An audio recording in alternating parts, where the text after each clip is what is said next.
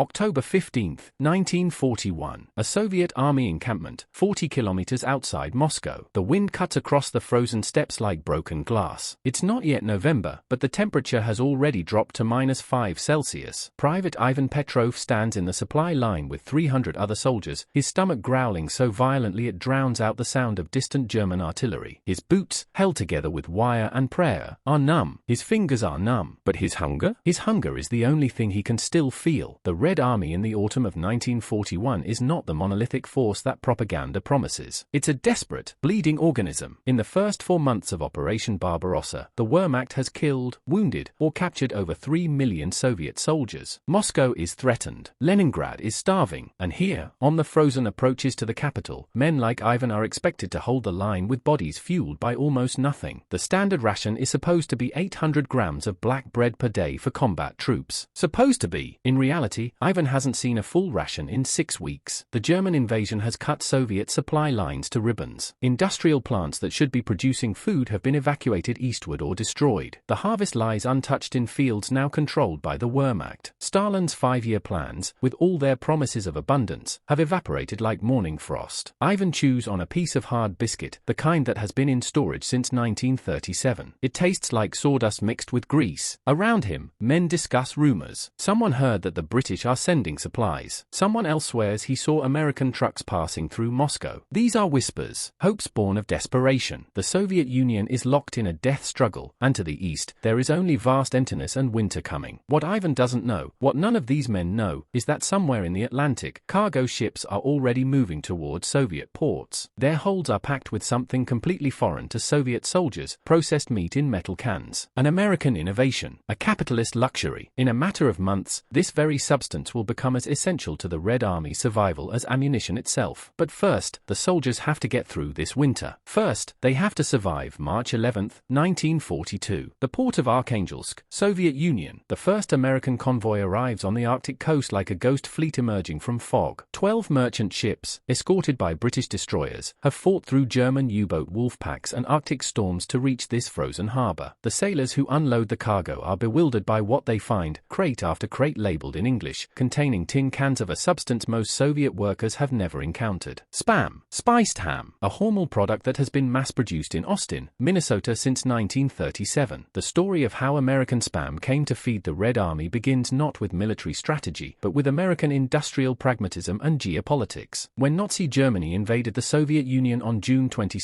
1941, President Franklin Roosevelt made a calculation that would have been unthinkable just months earlier. Despite deep ideological opposition to Soviet communism, despite years of tension between Washington and Moscow, Roosevelt understood one fundamental truth: the enemy of my enemy is, for now, my ally. Within days of the invasion, Roosevelt authorized the extension of Lend-Lease to the Soviet Union. This wasn't charity. It was realpolitik disguised as humanitarianism. If the Soviet Union collapsed under the German onslaught, Hitler would control Europe from the Atlantic to the Urals. Britain would stand alone. America, despite its neutrality, would face an existential threat. So the United States began converting its vast industrial capacity into a lifeline for Stalin's armies. But feeding an army of millions is different from equipping it with tanks and planes. Food spoils. It requires preservation, standardization, and reliability. American industry had already solved this problem through decades of canning technology. Spam represented the perfect solution: protein-dense, shelf-stable for years, requiring no refrigeration, and capable of being mass-produced in quantities that matched American ambitions. The Hormel company ramped up production. By 1942, American factories were churning out millions of cans. The U.S. Department of War coordinated with Lend-Lease administrators to calculate Soviet caloric needs and shipping capacity. The mathematics was staggering. To keep the Red Army in the field, American industry would need to send not just hundreds of thousands of cans, but eventually millions upon millions. Between 1941 and 1945, the United States would ship approximately 16 million cans of spam and other processed meats to the Soviet Union, along with millions of pounds of butter, cheese, powdered eggs, and canned fish. The logistics were unprecedented. Convoy after convoy braved the Barents Sea, where German Luftwaffe and U-boats hunted relentlessly. Hundreds of ships were sunk. Thousands of sailors died so that Soviet soldiers could eat. But the convoys kept coming, month after month, year after year. When the first cans arrived in Soviet hands, the reaction was not gratitude. It was suspicion. April 1942. Soviet Army Supply Depot, near Smolensk. Red Army Quartermaster Sergeant Dmitry Volkov holds the can in his weathered hands and turns it over slowly, as if it might detonate. The label is in English, a language he doesn't speak. There's an image of a pig on the front, and the word spam repeated several times. Around him, other Soviet soldiers gather, equally mystified. "What is this?" one asks. "American food," Volkov replies, though he says it like a question, not an answer. The can is heavy, heavier than Volkov would have expected for food. The metal is smooth, unmarked by the dents and rust that characterize Soviet canning.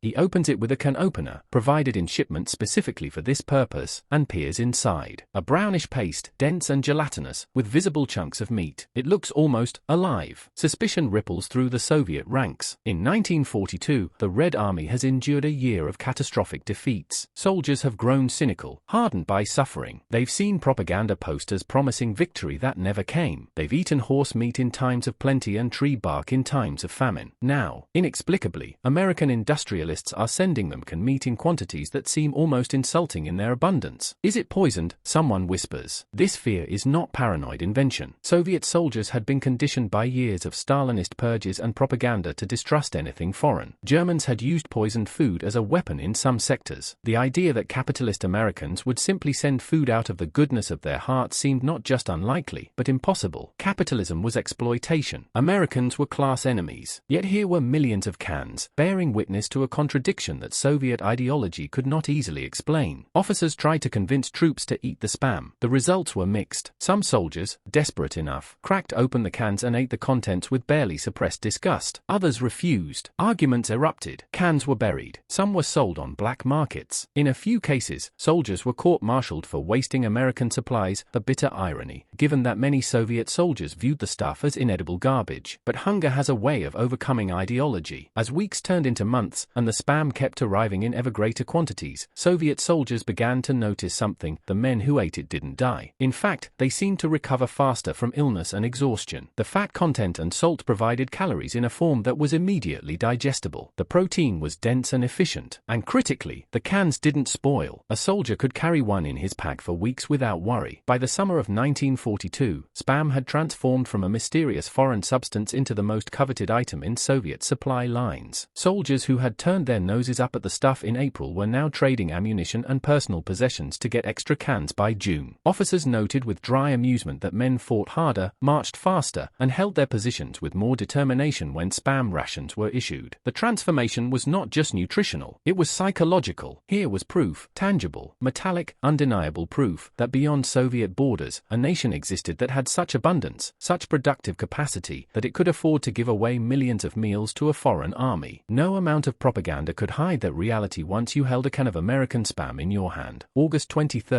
1942. The banks of the Volga River, Stalingrad. The city burns. German panzers have broken through Soviet defenses and reached the Volga itself in just 3 days. The Luftwaffe has dropped incendiaries that turn entire blocks into infernos. The sound is deafening, the roar of burning buildings mixing with the crack of rifle fire and the endless percussion of artillery. Dust hangs so thick that soldiers can barely see 50 meters ahead. General Alexander Rodimtsev's 13th Guards Rifle Division has just begun crossing the Volga in small boats under constant German fire. The men are packed so tightly that they cannot raise their rifles. Machine gun bullets stitch patterns across the water, turning it red. Rodimtsev knows that his division is being sent to die. Morale is shattered. Men weep openly. Some refuse to board the boats. Then, in the chaos, someone passes around cans of spam. It's a small thing, insignificant, perhaps, in the grand calculus of history. A sergeant opens a can with practiced efficiency and hands pieces to the men around him. The taste is salty, rich, immediately strengthening. A soldier who moments before was trembling with fear finds that his hands stop shaking. Another man, pale with terror, feels energy returning to his limbs. Within minutes, dozens of cans are being opened. Men eat mechanically, focused on the immediate task of nourishment, if only for a moment stepping away from the knowledge of what awaits them across that river. By the time Rodimtsev's division reaches the western bank and engages in the first desperate street-by-street battles of Stalingrad, something has shifted. The men fight with a ferocity that surprises even their commanders. In part, it's because they know this is their last stand. But in part, it's because they're fed. They have fuel in their bodies. The spam has given them not just calories, but a small fragment of dignity, the dignity of not being starved. The Battle of Stalingrad will last 200 days. It will consume nearly 2 million lives. It will be the turning point of the war on the Eastern Front. And throughout those 200 days, spam will arrive in convoys whenever Soviet supply lines can push through. In the rubble of the city, amid scenes of apocalyptic horror, Soviet soldiers will queue for rations that include American canned meat. Officers will note that units supplied with Spam maintain better cohesion and combat effectiveness than units subsisting on basic bread and thin soup. The Red Army in 1942 was not just starving, it was on the verge of total collapse. The Wehrmacht had destroyed Soviet agriculture, disrupted supply chains, and inflicted such massive casualties that the state apparatus could barely function. Soviet horses, traditionally used for supply transport, had been decimated. Industrial production had been relocated eastward and had not yet reached full capacity. Without American supplies, the Red Army would have faced not just military defeat, but literal starvation. Military historian Richard Overy has calculated that American Lend-Lease supplies provided approximately 10 to 15% of Soviet war material and food. This percentage seems small until you consider what it meant in practice. Soviet soldiers could fight because they weren't dying of hunger. Tanks could move because fuel came from American oil. Artillery could fire because ammunition came partly from American production. The entire Soviet war effort operated within a margin provided by American industrial capacity. Spam became the symbol of this relationship, not because it was the most important supply, tank engines and aircraft were, but because it was the most visible, the most intimate, the one that touched Soviet soldiers in their daily lives. A soldier eating Spam wasn't thinking about grand strategy or geopolitics. He was thinking about survival, and survival meant he could fight, and fighting meant the Red Army could continue. By late 1942, Soviet soldiers had stopped calling it American garbage. They had even begun to adopt the English word Spam into their vocabulary, a linguistic marker of how thoroughly the substance had integrated into Red Army life. In letters home, soldiers bragged about American rations. On the black market, Spam commanded premium prices. Officers distributed it as a reward for bravery or excellence in combat. The mystery of the metal cans had been solved. It wasn't poison. It wasn't capitalist trickery. It was survival, pressed into a tin and sent across thousands of kilometers of ocean and ice. And it worked. May 9, 1945. Red Square, Moscow. The war in Europe is over. Germany has surrendered unconditionally just 4 days ago. Moscow erupts in celebration unlike anything the Soviet Union has witnessed in 4 years. Crowds fill the streets. Soldiers embrace strangers. Vodka flows. The Red Army has won. Against all odds, against the most powerful military machine ever created, the Soviet Union has survived and prevailed. In the Kremlin, military commanders gather for debriefing sessions and strategic assessments. The focus is ostensibly on the future, on demobilization, on territorial arrangements, on the Pacific War where Soviet entry is imminent. But beneath the official business, there is a more intimate conversation happening among the senior officer corps. Officers who have endured for years of war are beginning to speak with a candor that would have been impossible under Stalin's watchful eye just days before. Marshal Georgy Konstantinovich Zhukov sits in a conference room with a small group of trusted subordinates and, somewhat remarkably, with representatives of the Western Allies. The Soviet Union's relationship with Britain and America is already beginning to fracture, but in this moment, there is still a veneer of cooperation. Zhukov is speaking about logistics, about the mechanics of how the Red Army sustained itself through 4 years of total war. His comments, recorded in various accounts and memoirs, are surprisingly candid. Zhukov acknowledges something that Soviet propaganda had always obscured: the Red Army could not have maintained its offensive operations without American supplies. Not just some of them, not marginally. Fundamentally, the entire strategic capacity of the Soviet Union to wage war depended on American industrial production arriving by convoy. This is an extraordinary admission. Zhukov is perhaps the greatest Soviet general of the war, the architect of the victories at Stalingrad, Kursk, and Berlin. He is speaking to a room that includes Stalin's most trusted advisors, and he is saying, in effect, we won because America fed us. The specifics are staggering when enumerated. Between 1941 and 1945, the United States shipped to the Soviet Union 16 million cans of Spam and other processed meats, 100,000 tons of butter, 300,000 tons of powdered milk, 2.6 million tons of petroleum products, 400,000 vehicles, trucks, jeeps, and tank transporters, 14,000 aircraft, 7,000 tanks, countless tons of copper, aluminum, and other raw materials. The food shipments alone represented a caloric contribution that, while not providing the majority of Soviet calories, provided the critical protein and fat necessary for sustained combat operations. Soviet soldiers could survive on black bread and thin soup when they were stationary, but when they were attacking, driving forward in offensive operations, marching for days, fighting in brutal conditions, they needed the caloric density and nutritional completeness that American supplies provided. Zhukov's statement enters the historical record, but it is quickly suppressed by Soviet propaganda. Stalin cannot permit the Soviet people to understand the full extent of their dependence on American capitalism. The narrative must be that that the Soviet Union won through its own resources, its own determination, its own socialist system. American aid is minimized, downplayed, relegated to footnotes. But Zhukov knows the truth. Every officer in that room knows the truth. The men who fought the war know the truth. They have eaten American spam. They have ridden in American trucks. They have fired ammunition produced in American factories. They have survived because of American productivity. In the decades after the war, as Cold War tensions escalate and the Soviet Union and United States become implacable enemies, this historical reality becomes inconvenient. Soviet textbooks omit it. American textbooks often overlook it as well. There is little propaganda value in acknowledging that American industrial capacity saved communism from annihilation. Yet the truth persists in the memories of soldiers, in the archives, in accounts that gradually emerge as declassified materials become available. Zhukov himself will fall from favor in 1957, removed from power by Nikita Khrushchev, partly because his popularity threatened Stalin's heir. But his wartime legacy, and his admission about American supplies, will outlast the political machinations of the Kremlin. Historians will eventually recognize that the Eastern Front was won not just by Soviet courage and sacrifice, but by a trinity of factors: Soviet manpower, British and American supplies, and German overextension. And spam, that mysterious can meat that Soviet soldiers initially rejected, will become a symbol of that crucial American contribution, a symbol of how industrial production, logistics, and geopolitics can sustain armies and, ultimately, determine the fate of nations. 1946-1991. Soviet Union, post-war period. In the years following World War II, something unexpected happens in Soviet culture. Despite official efforts to minimize American contributions to the war effort, spam becomes embedded in Soviet collective memory as a marker of the war itself. Soldiers returning home speak of American rations with a mixture of gratitude and irony. Some speak with reverence, others with resentment at having depended on capitalist supplies. But all of them remember. Soviet literature begins to incorporate references to the canned meat. In novels and memoirs published decades later, authors describe scenes of soldiers eating spam in trenches, in bunkers, in frozen forests. The cans become artifacts of memory, physical objects that anchor recollections of survival. Former soldiers keep the empty tins as mementos, storing them alongside medals and photographs. By the 1960s and 1970s, as the Soviet Union begins to stabilize economically, canned meat becomes a staple of Soviet grocery stores. The products are Soviet-produced, bearing Soviet labels, but the technology and inspiration derive directly from American spam. Soviet citizens eat what amounts to Soviet spam throughout the Cold War, never fully understanding that they are consuming a product whose lineage traces directly back to American Hormel factories and American Lend-Lease convoys. The irony is profound. The capitalist product that kept communist armies alive during their desperate struggle for survival becomes, in modified form, part of Soviet socialist daily life. The ideological contradiction is never quite resolved. Official history continues to downplay American contributions, yet the food persists, a quiet testament to historical reality. Among military historians and wartime participants, the question of Lend-Lease supplies becomes increasingly acknowledged as the war recedes into history. In interviews conducted decades after the conflict, Soviet veterans are more candid. They speak of American trucks that were superior to Soviet vehicles, of American aircraft engines, of American gasoline that powered the great offensives of 1944 and 1945. And they speak of spam, always spam, as the substance that kept them alive. When the Soviet Union finally collapses in 1991, one of the remarkable discoveries made by Western researchers is the extent to which American supplies were documented in Soviet archives. Shipping manifests, consumption records, strategic assessments by Soviet military planners. All of it reveals the same truth that Zhukov had admitted in 1945. Without American supplies, Soviet victory was impossible. The Russian government, in the post-Soviet period, becomes somewhat more willing to acknowledge this historical reality. Veterans organizations begin erecting monuments that reference Lend-Lease. Museums start incorporating American supplies into their exhibitions. The suppressed historical record gradually re-emerges. Yet even as historians accept the importance of Lend-Lease, the popular understanding of World War II in Russia remains somewhat resistant to this narrative. Russian national identity has been built partly on the myth of Soviet self-sufficiency, the idea that the Soviet Union won through its own strength alone. Acknowledging American contributions challenges this foundational mythology. The result is an uneasy compromise. Historians accept the facts while popular culture continues to emphasize Soviet sacrifice and determination. The soldiers themselves, the men who actually fought, who actually ate the spam, have largely passed away by now. The last of the World War II generation dies in the early 2020s. With them dies the personal memory of what American supplies meant to their survival. What remains is the historical record: 16 million cans, millions of tons of other supplies, hundreds hundreds of thousands of lives sustained because American industrial production was diverted across the Atlantic and Arctic to sustain an ally of necessity. Spam endures as a food product. It is still manufactured, still consumed, still derided by some and valued by others. Most modern consumers have no idea that the canned meat was once the sustenance of the Red Army, that it played a role in determining the outcome of World War II, that it helped save the Soviet Union from collapse and starvation. But for anyone who takes the time to look, the history is there, written not in grand monuments or official proclamations, but in the humble metal cans that once crossed oceans under fire, that once fed desperate soldiers in frozen trenches, that once connected two ideological adversaries through the simple human requirement for food. The cans are gone now, rusted away, or lost to time, but the memory persists, a small, salty, undeniable fact. When it mattered most, when survival itself was in question, Soviet soldiers ate American food. And they lived.